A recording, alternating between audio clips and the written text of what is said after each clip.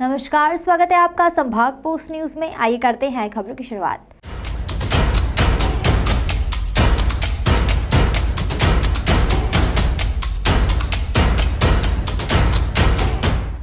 इंदौर में high profile TV कलाकार Vaishali Thakkar suicide मामले में पुलिस द्वारा लगातार 8 दिनों तक राहुल को रिमांड के बाद फिर एक बार जिला न्यायालय में पेश किया गया, जहां से उसे 11 नवंबर तक न्यायालय अभिरक्षा में भेजने के साथ ही राहुल के साथ हुई मारपीट पर न्यायालय ने संज्ञान लिया है।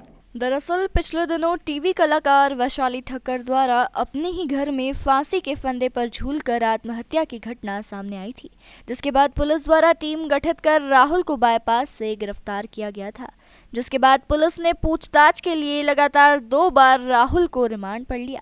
रिमांड के दौरान ही पुलिस ने करीबन 5 से 7 इलेक्ट्रॉनिक डिवाइस और कई अहम आत्महत्या से जुड़े साक्ष्य एकत्रित किए। इस पूरे मामले को लेकर 8 दिनों के बाद फिर एक बार उसे जिला न्यायालय में पेश किया गया। पेशी के दौरान राहुल के अधिवक्ता का कहना था कि राहुल को अभी जिला न्यायालय द्वारा 11 नवंबर तक न्यायालय अभिरक्षा में जेल भेजा गया है। तो वहीं पुलिस अभिरक्षा के दौरान राहुल के साथ जो मारपीट की घटना हुई है, उसको लेकर राहुल ने न्यायालय में सारी बातें कही हैं, जिसमें एसीपी द्वारा 26 तारीख के दिन पूछताछ के दौरान मारपीट की गई। इसको लेकर राहुल के अधिवक्ता द्वारा प्रतिवेदन लगाया गया था, जिस पर से न्यायालय ने संज्ञान लेते हुए 26 तारीख की सुबह 8 बजे से लेकर रात 12 बजे तक के सीसीटीवी फुटेज 31 अक्टूबर तक न्यायालय में पेश करने के आदेश दिए हैं। 11/11/2022 तक के जेआर पर उनको भेजा है न्यायिक अभिरक्षा में। कोर्ट में उपस्थिति के दौरान न्यायालय ने उनसे पूछा कि रिमांड के दौरान उनके साथ कोई मारपीट वगैरह तो नहीं की गई।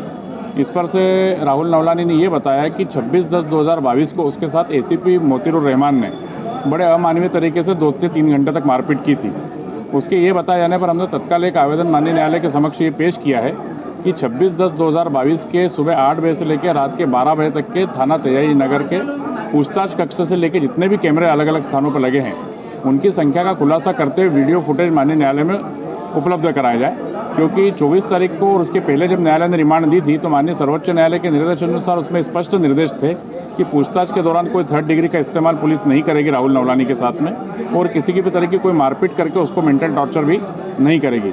लेकिन इन स्पष्ट निर्देशों का, इन स्पष्ट आदेश पत्रिकाओं का उल्लंघन करते हुए एसीपी मोतीरुर रहमान ने उसके साथ मारपीट की, ऐसा राहुल नवलानी ने न्यायालय को बताया है।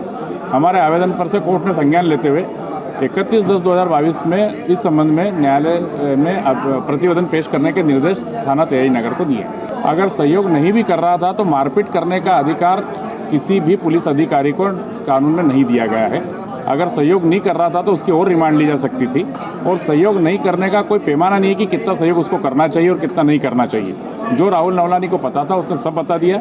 उसके बताए जाने पर पुलिस ने अभी तक कम से कम 5 से 7 इलेक्ट्रॉनिक गैजेट्स विभिन्न स्थानों से, उसके गोदाम से, उसके घर से जब्त किए हैं, जिसमें लैपटॉप्स हैं, लैंडलाइन इंस्ट्रूमेंट्स हैं, मोबाइल फ़ोन्स हैं। इसके अलावा उसके पास कुछ सहयोग करने के लिए नहीं होगा, इसलिए उसने नहीं बताया।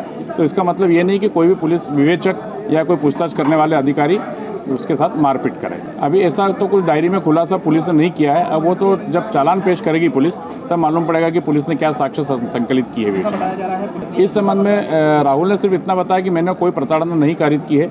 मेरे साथ उसके रिलेशनशिप थी, जबकि मैं उसको गिवन अप कर चुका था, लेकिन वो मेरे पीछे पड़ी हुई थी और संबंध समाप्त नहीं करना चाह रही थी। उसकी वजह से मेरा वैवाहिक जीवन पर प्रभाव पड़ रहा था, इसीलिए इस बात को लेकर विवाद हो रहा था कि मैं उसके साथ कंटिन्यू नहीं कर पा रहा था।